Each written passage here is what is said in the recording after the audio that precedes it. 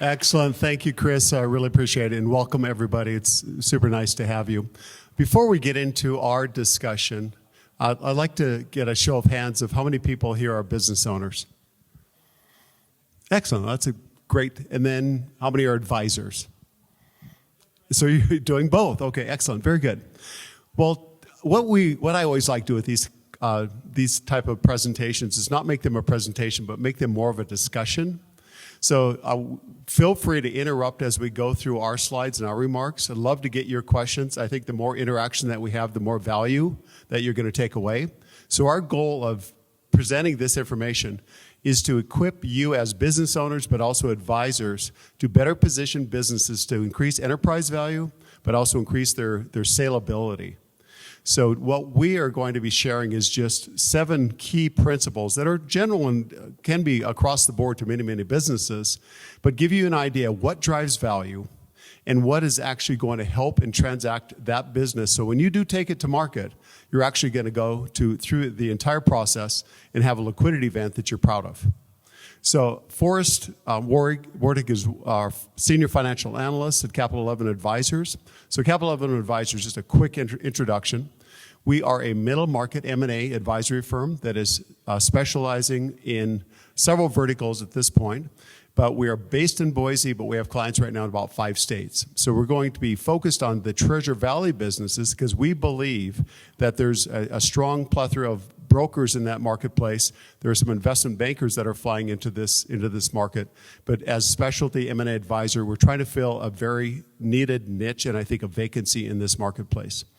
So really in today's discussion, I'll just give you a big picture overview is what we are intending to do is help you all understand some of the key valuation drivers of what drives enterprise value, but like I said, what is going to do to increase the sellability. So there's 2 basic distinctions we thought that would be somewhat applicable when you're looking at a business. There's a difference between a business that is being sold and one that is being bought. So one that is being sold is typically it's a business that you're going to be taking to market that is you're just waiting for the buyers to come. But one that's being bought is something that's very attractive. And if you're being bought, you have, as a seller, you have a tremendous advantage with the buyers.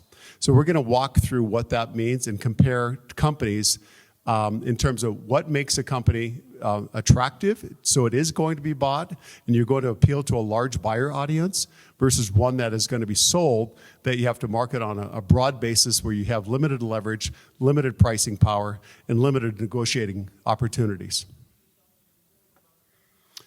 So when you look at this, what's really interesting is a lot of businesses have no idea where they stand on this spectrum. So on the far left, as I mentioned, if you're going to be sold, then the buyer has the advantage. They're extremely process-driven. So many of these buyers in the marketplace have bought multiple businesses. They have teams, they have process, they have valuation, they have metrics, and they're pros. And I've seen so many businesses that are approached by an outside buyer and they have no idea how vulnerable they are because it's the pros going against the amateurs.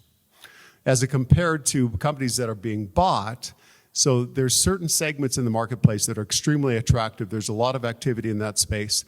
And those companies, that's where the seller has the advantage. They can negotiate price. They can negotiate terms. They're going to be looking at multiple buyers. And they're in a position that we can, as M&A advisors, apply this competitive tension so we can get the best deal, the best terms, and the best conditions for the buyers. So the interesting thing is most sellers don't understand where they stand on this spectrum, but the buyers do. They have the significant advantage. So I'll give you just a real life scenario that we genericize. When you look at 2 businesses, and that just really have you think about this long and hard. So 2 businesses walk into the room. Each of the business, they are similar age, 25 years old. They have similar products. They're well established. Revenues at $30 million. Their earnings are about $3 million. Their growth is very comparable. So, from a general perspective, so these businesses are valued the same, right? How many people would value these pretty much the same? Why? So we're going to talk about what really makes the difference. So the answer is no, they're not valued the same. In this particular instance, the one business A is valued at 3.5 times earnings. So it's roughly a little over a $10 million enterprise value company. The other company that's all shiny and well-positioned and new and has all the right attractive features is going to be valued at nearly $20 million. So they have the same revenue, but company B has 2x the value of company A. So why is this? What drives this? So of course this is a loaded question, and that's why we're here today, is to give you a sense of what are those key value drivers. How are you going to be viewed by the marketplace? How are you going to get through a due diligence process and survive that process?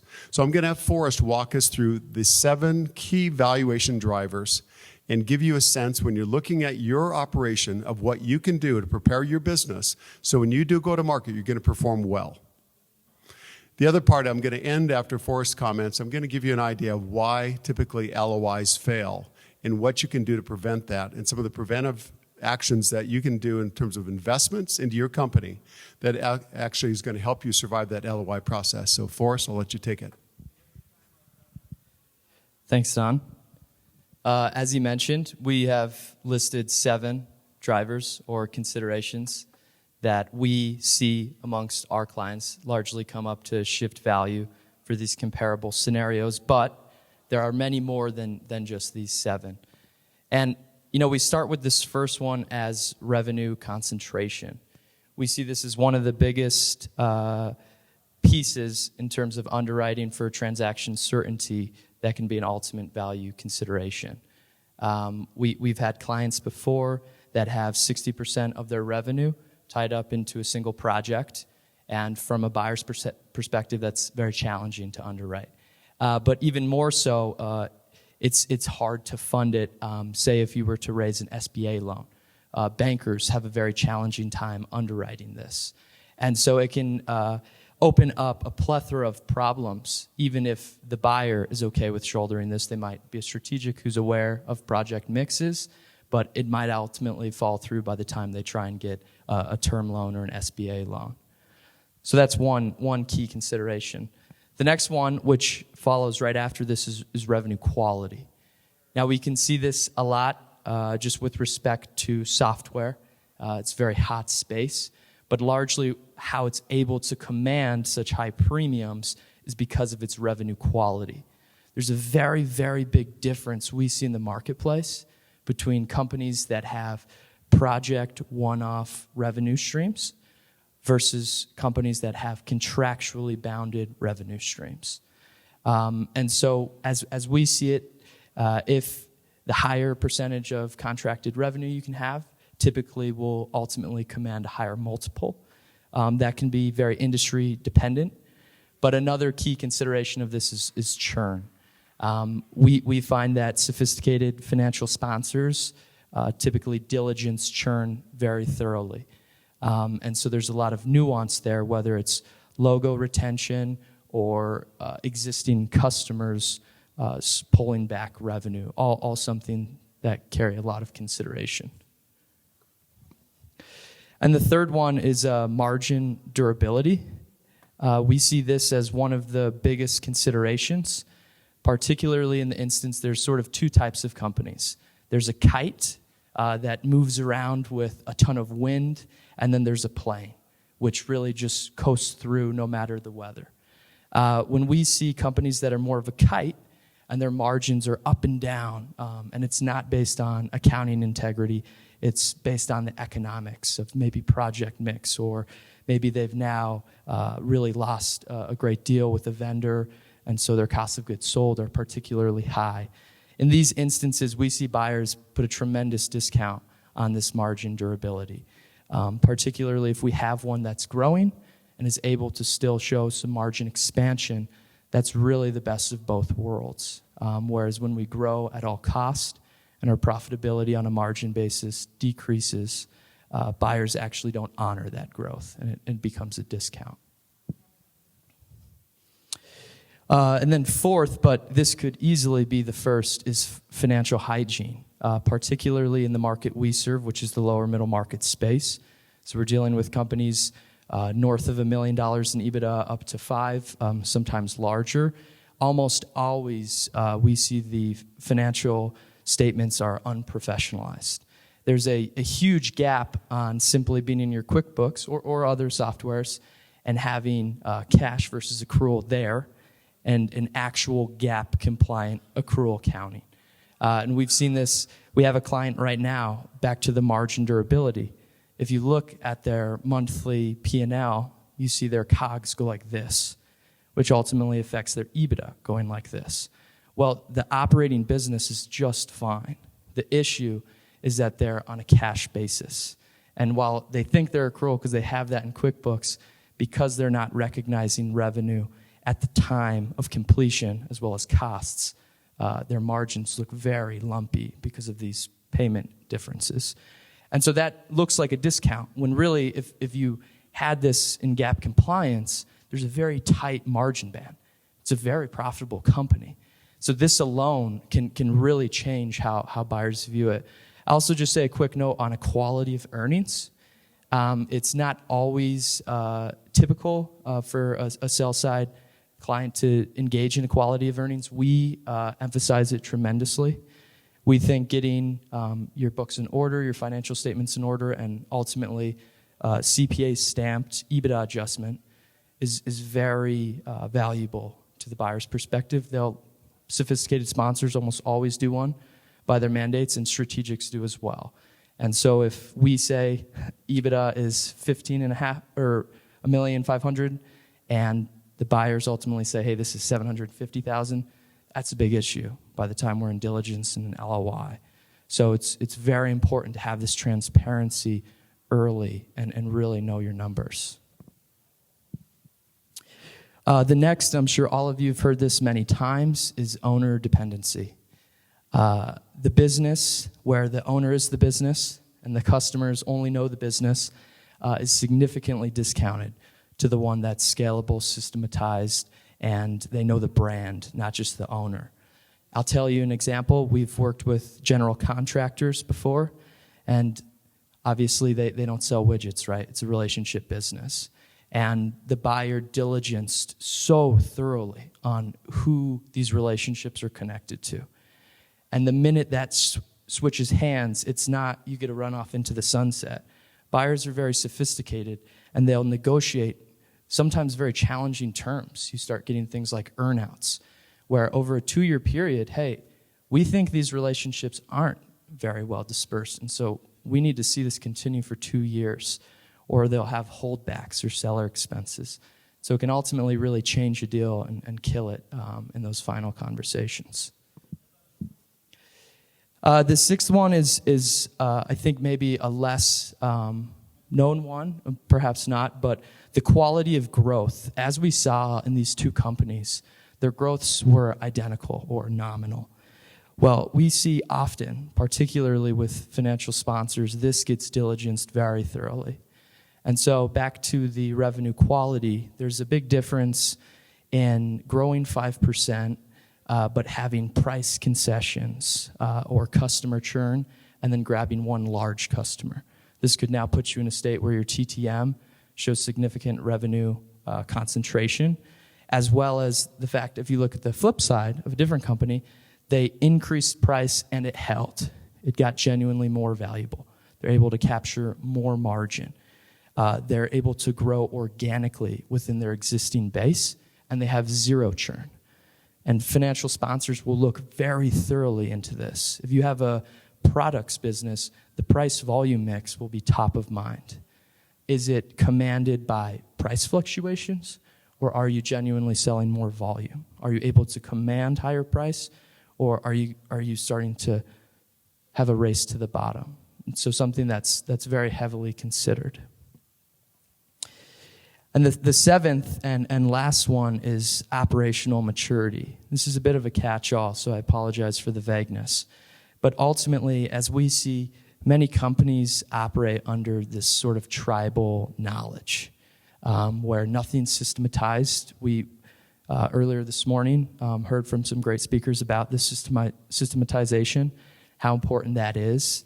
And when it runs on people and it's outdated technology, it's outdated equipment, buyers really, really care about that. And I think one point to elucidate here is with this difference between getting bought versus getting sold, you can kind of think about it when you're thinking about going to university, right? You can go through high school. Hey, I'm going to try and get a 4.0, play some sports, maybe play an instrument, do something for the community. Then I'm going to apply to all of these schools. And then there's other approach where it could be, hey, here's the schools I want to go to. I really want to go to Dartmouth, Michigan, NYU. And I'm going to live and breathe their values. And I'm going to build myself up to make myself obviously desirable to these schools. The same thing with a company. The easiest way to have a great outcome is to understand your buyers. Understand what they care about. If they care about systematization and best-in-class tech, that's something you should invest in. That's something that you can do to help yield this premium in value. Do you want to speak on that too, Don? No, that's okay. So all things considered, those 7 things, there's plenty of others. And we offer a strategic advisory service at Capital 11, where largely what we do is this value driver, value consideration assessment, and look at a company and say, these are the things you're doing phenomenally well. We had this one client, which was a tech-enabled BPO offering, and they were thinking that they would command a SaaS premium because they're tech-enabled. They walk and talk like SaaS in that it looks just like it in the business model, but there's no contractual relationships. It's all a retainer. One of the things we had to explain to him was, hey, that's a big difference, right? This is tech-enabled, not a vertical SaaS product. Revenue's not decoupled from headcount. And these are all non-contractually binding revenue agreements. And so that made it more obvious to him that we're not going to be able to command this SaaS premium. And so amongst many of these, that's one thing our strategic advisory does. When we do engage in sell-side M&A, we try and get on these early. Most of them are fixable to the degree we can and make it more favorable so we can try and be more in that bot side of things. Yeah, it was interesting. One other anecdote, a client that we represented, we were ready to take this company to market in December. So we went through the extensive research to develop a detailed buyer list. We went through, created the teaser, the SIM, thought we knew the business, thought we knew the markets, already had entertained and talked to some of the prospective purchasers, talked to financial buyers, reached out to a couple of strategics, thought things are good, started looking really close at the financial statements. Well, revenues had been growing by about a 30%, 35% annual compound average growth rate. So it looks really great. I mean, we went from about $10 million, we're about $18 million. Things are looking great. Customer base is fantastic. We're seeing some geographic diversification. We're thinking this is ready. So we jumped into the general ledger, and we found out that they had been really fueling their growth by overtime. So we looked at the operating margins and the net income margins, and they were getting seriously compressed. So we said, what the heck is going on here? So we diagnosed and said, we are not ready to go to market. We are going to go on the sidelines. Realized we had some operational issues. We had some leadership issues with the chief operating officer. Realized the IT stack was not going to be competitive, and said we need to redirect and refocus on this company and identify the key valuation drivers so when we do go to market, we're going to do well through the due diligence process. So we've had several of those, just like the one that Forrest mentioned, was the tech-enabled company said, okay, you need to do these 4 things, and then we're going to see the multiples go from maybe a 3 to 4 to hopefully a 6 to 8. So those are the kind of transformational things you see within these companies. Other thing is, I thought this was very interesting where you have so many companies that have gone through the process. So just kind of hit some highlights in terms of what the process may look like. So typically the first step that we're going to take is thoroughly understand the industry, like we touched on valuation drivers, the company, the revenue sources, the expense structures, the products, the service offering, the revenue, the growth potential, all of those things. So once we get that, then we'll go and create a buyer list and then really curate that buyer list down to a key number that is really the logical buyers based on their history, based on their buy box, based on their access to capital, based on their financing arrangements, based on their industry, all that. So we go through that. We ultimately will then work with a number of prospective buyers, have the management discussions. Then after the management discussions, then we hopefully will get an indication of interest, and then ultimately we get an LOI. Well, we're pretty much done, right? I mean, we've gone through all the hard work, right? Now we're about the 50-yard line. We've only gone through a lot of the preparatory steps to get us there, but we're far from the finish line. So why do LOIs fail? So LOIs are obviously letters of intent. Number one on the 25% are really the non-quality of earnings diligence items. So for example, we're in the process of selling a construction materials company. Well, when you look at it, well, they have a year-to-year lease that is terminated. It can be terminated by the landlord within a 60-day notice. So, well, interesting. Well, they have to, and guess what? It's a major railroad company that's just their MO. That they're not going to change that. They've owned this property for hundreds of years. And then you look at it and say, well, why would a buyer buy this? Because they don't have any predictability in the overall business. Why would you spend a couple $1 million on improvements if you know that you could be out on the street in 90 days? So you look at those, and another example where we had a company that was ready to go to market, and we realized that their contracts really are not transferable, or we didn't have the consistency with the client base. Or we have products where they found out the patents are going to be expiring in about 2 years.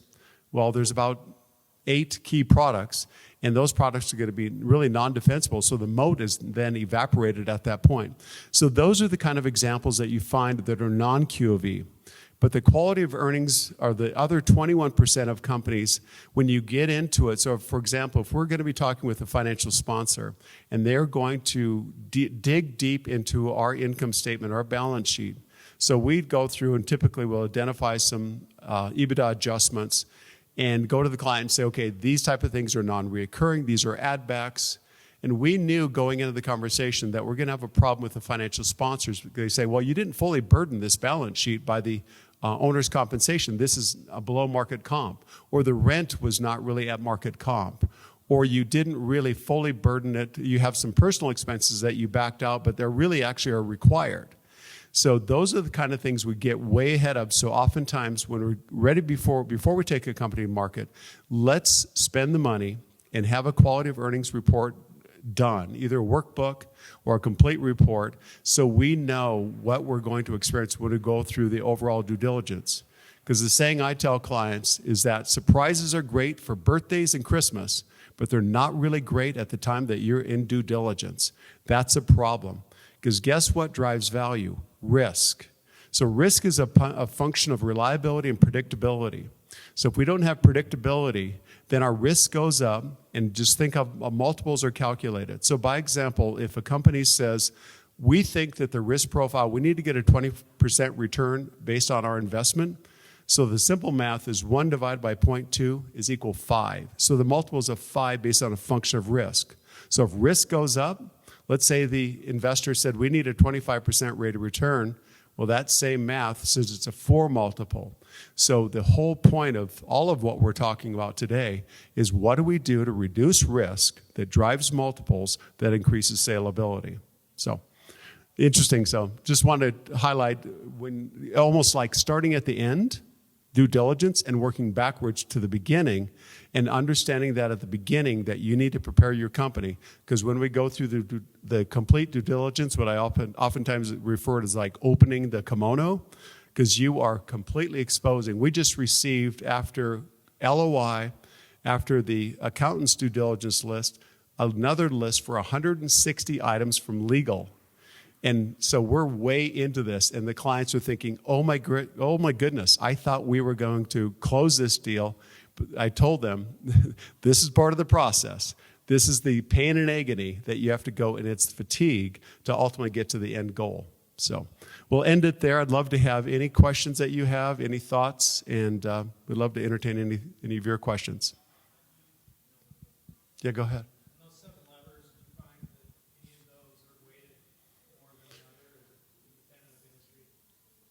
I think it's very industry specific, but I would have to say, because I think this is kind of the easy one, if it's more complicated, is really the financial hygiene. That is the gating event. If you can't walk into the conversation and have really defensible numbers, then you're going to be retraded. You're going to have all kinds of question marks. So our goal is to always eliminate as many of those question marks as we possibly can. So to get in that conversation, it's almost like dating. It's about establishing trust. So that as we go through that process, we're going to date, we're going to ultimately fall in love, and then we're going to get married when we sign the purchase and sale agreement. But I'm always telling clients, okay, we're still in the dating process. We're still getting to know each other. We're building trust and integrity.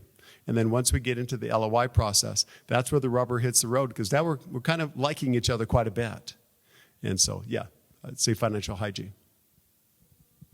Yes, sir.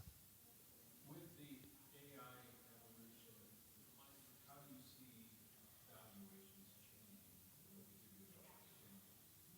In the past, it took years to grow business. We're seeing more businesses grow quicker. We're also seeing businesses grow less. Do you want to talk to me?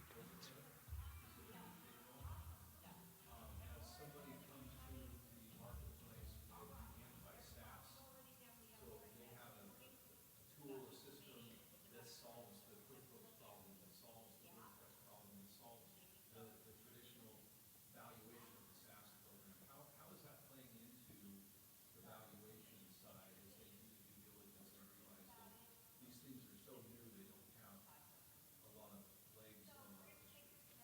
Yeah, I'll share my thoughts. I'd love to get Forrest's thoughts on this one. I believe because now you have what I would say more ubiquitous level of information. So it's completely more transparency, more discovery, less question marks. Because I think the greater certainty that we can have, the higher degree of predictability we have in valuation and deal structure. So when you look at deal structure, we have cash. We might have an earnout. We might have an equity rollover. We could have a seller carry. We might have a holdback.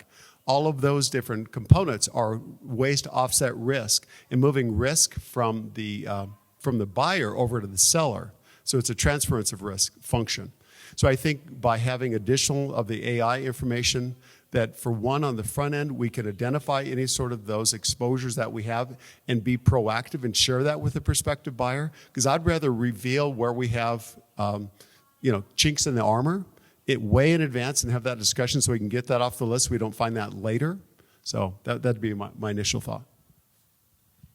I'll just briefly touch on it. So I think we're short on time, but really appreciate the question. If I'm understanding it correctly, is it from the perspective of a company that's implemented AI and how that would change the company's valuation? No, it's more about using AI to build a company quicker, faster, for less overhead. You're seeing some 19-year-old kid build a company and want to sell the company. There's no history, not just with his company, but with any AI. He has zero proof of work. How is that changing the valuation, even though what he is bringing to the market is not just a shiny new thing? People are using it and people are buying it. Yeah, it's a very interesting question. I mean,